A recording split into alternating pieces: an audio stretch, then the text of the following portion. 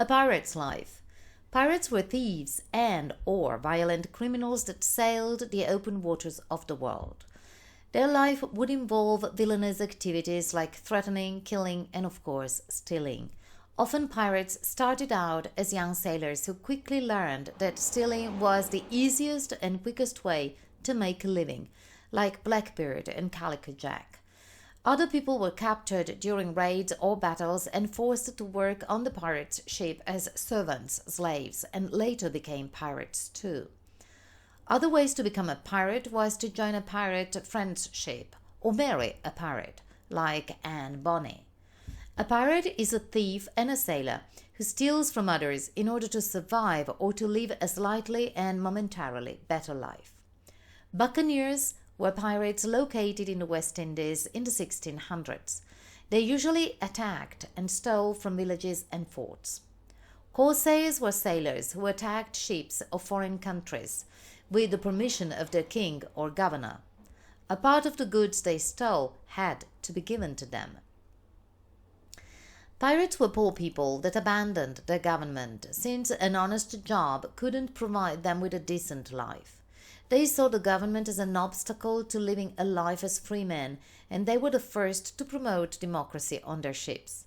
They saw that a life made of stealing and sailing would have been more fulfilling and free, even though it were more violent and dangerous. Their main goal became living as free men and enjoying life to the fullest. Pirates wore comfortable clothes that were practical to sail in. Hoop earrings were sometimes worn because it was thought that the pressure they applied to the earlobes would prevent seasickness, just like today's nausea control bands. The gold jewelry could also provide a representation of their wealth and the money for their funeral. They might also wear the stereotypical eye patches, peg legs, and hooks because the life at sea was pretty rough and could lead to the loss of body parts. Recent studies also found out that even sailors with both eyes wore eye patches, so that one eye was used to the bright light of the day and the other one to dark interior of the ship. Language. Commonly used pirate talk is actually a representation of various English dialects. Pirates were usually from the lower classes. It was their poverty that led them to a life of crime. Often when the pirates were out to sea for months on end, their food supply would decrease. The fact that they had no means to keep their food cold or frozen means that much of their food supply would rot or grow mold. This means that meat, bread, and dairy were rare food for a sailor. As a solution, they ate a lot of cured salted meats and fermented vegetables. More common food was sea biscuits, a hard bread meant to last long periods of time, sauerkraut, and bone soup. If they had the opportunity, they would steal and keep livestock on board, and when all else fails and all the food has rotted, eat it. What did pirates happily drink? Alcohol, of course. The pirates in the Caribbean are most likely to have consumed a lot of rum, alcohol made of sugarcane, a resource available on farms throughout the Caribbean. Any kind of alcohol was subject to being stolen by pirates. If you were the captain or ranked higher amongst the crew, you might be spoiled with a private sleeping quarter. Otherwise, you will be sleeping with the crew members on hammocks or on the floor. Pirates' main means of living was to steal from others. Treasures like gold and jewels, but food, drink, and supplies for sailing too. Soaking in all of the luxuries of life in one night was of importance to a pirate, because who knows when they would have the opportunity again. In a month at sea, they might be eating rotten bread and drinking spoiled water. Putting the adventures aside, pirates also had to maintain their ship. This meant cleaning and repairing their ships so that these vessels would live to sail other seas. Pirates did not usually live a long life.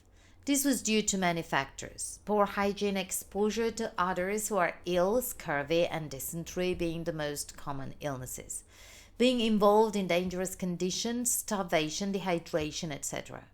Speaking of hygiene, not only did they have a small supply of water, it was reserved for drinking purposes, but they most likely didn't care if they stunk or not. Sometimes pirates were wounded and or even killed while trying to steal from other ships.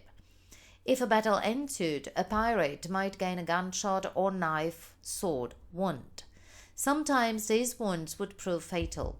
If the pirate didn't bleed to death, infection might set in and kill him or her instead. If a ship was to be hit by a cannon, or if it was flipped over in a storm or on rocks, pirates could indeed drown to death.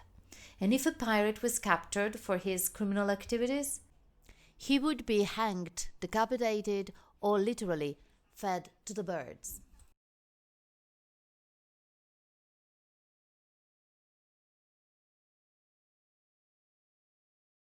The experiences of women varied greatly from colony to colony.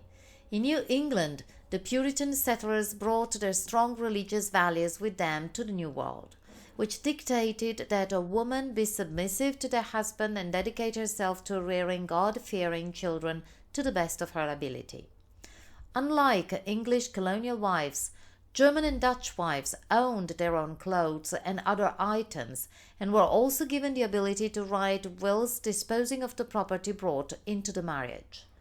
By the mid-18th century, the values of the American Enlightenment became established and weakened the view that husbands were natural rulers over their wives.